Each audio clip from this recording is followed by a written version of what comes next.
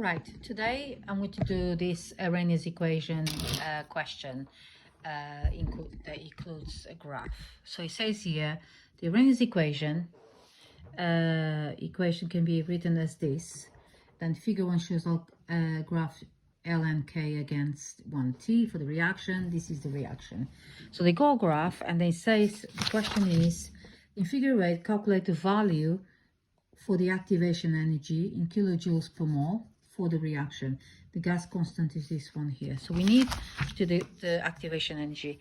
To work out activation energy, you need to know that, to start with, you need to know that a gradient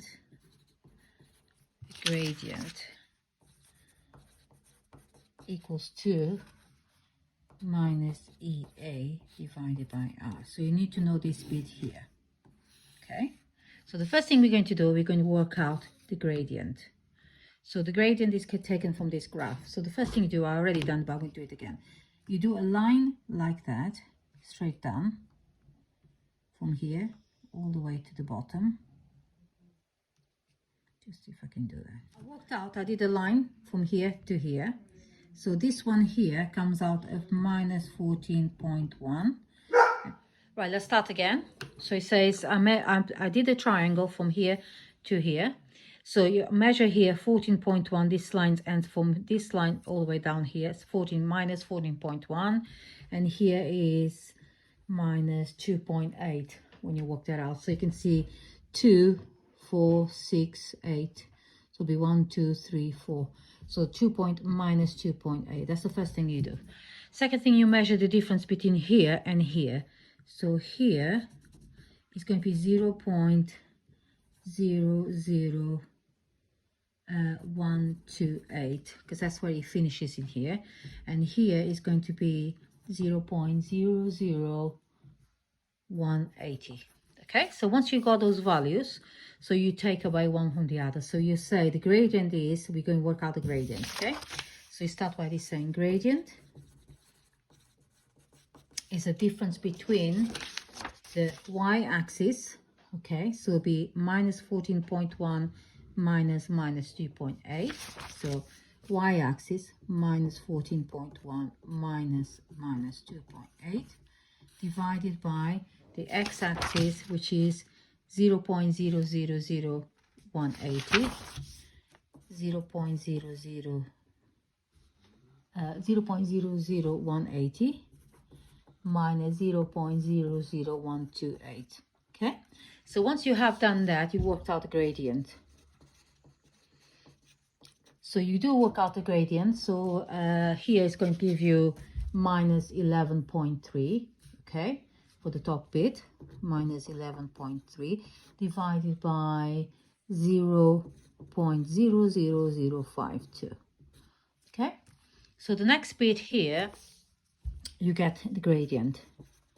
So you found your gradient. It's going to be a negative gradient, of course, which is minus 21731. Okay, so now you know that the gradient here and is this thing here. So we know the gradient, we know the R, so we can work out EA, which is activation energy. So to work out activation energy, you need this formula here from the graph.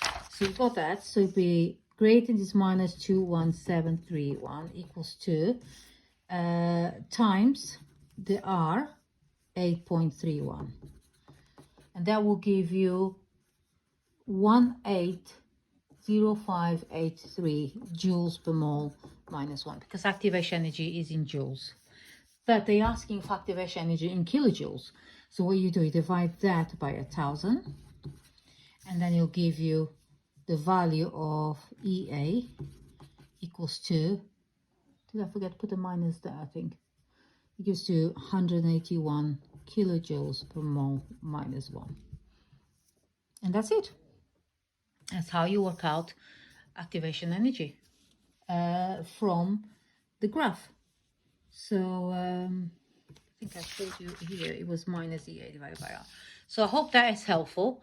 Any questions to do with the graph and taking gradient, finding out activation energy, you just use the same format. Okay, thank you, bye. Right, we're going to the next question on rates. So it says this question is about rates of reaction again. So phosphonate ions react with hydroxide ions to produce the hydrogen gases as shown below. So this is what the equation is about. A student completed an experiment to determine the initial rate of reaction. The student used the solution containing phosphonate ions and measured the volume of hydrogen gas collected every 20 seconds at constant temperature. Figure 1 shows a graph of the student's results. Use the graph in figure 1 to determine the initial rate of reaction for this experiment. State its units, show you're working on a graph. This is only 3 marks, so it's 3 different things you need to do, okay? So first thing you do, you start by taking the gradient as 0.0.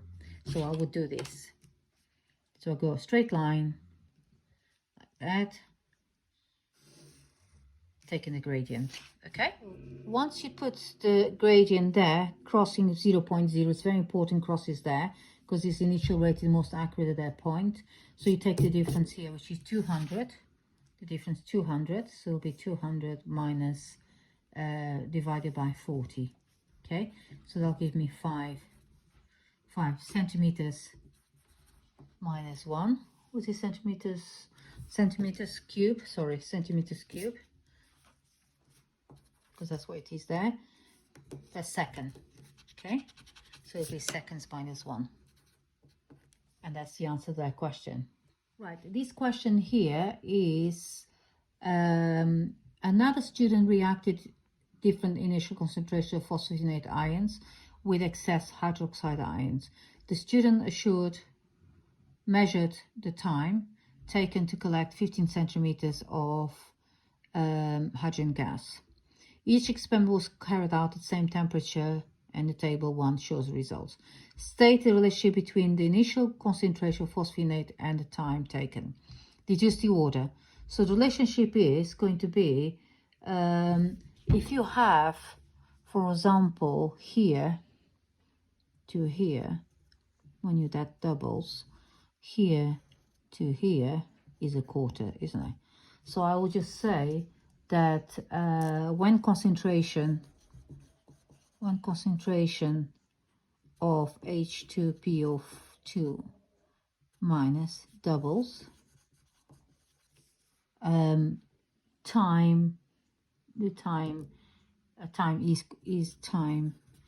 is quartered. So therefore the order is second order. Order is 2. Relation of that. On this question here, you just have to do a diagram, complete a diagram, figure 2, to show that how the hydrogen gas could be collected and measured in experiment question 1.1 and 2. So basically you got your hydrogen gas being collected, and you just all have to do is to draw the cylinder, okay, the measuring cylinder. So you call it gas syringe. Did I say cylinder? I apologize. Gas syringe. Can't write syringe, sorry. Syringe. Gas syringe. So you need to label, otherwise you won't get a mark. It's only 1 mark. You got a reaction mixture here, so it says reaction mixture. And then you have your conical flask. Conical flask. Right, okay, so the rate equation for different reaction is this one here. So you got this reaction, so which is K, L, power, so R to power 1, M to power 2. Deduce the overall effective rate concentration when the concentration of both L and M are half. So when L is halved, concentration goes half, yeah? And when M is half, concentration goes a quarter. So you do 1/2 times 1/4, which equals 1/8. So the answer to that is falls by a factor of 8.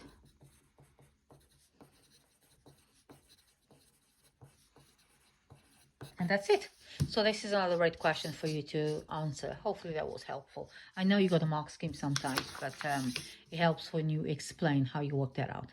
Thank you. Bye.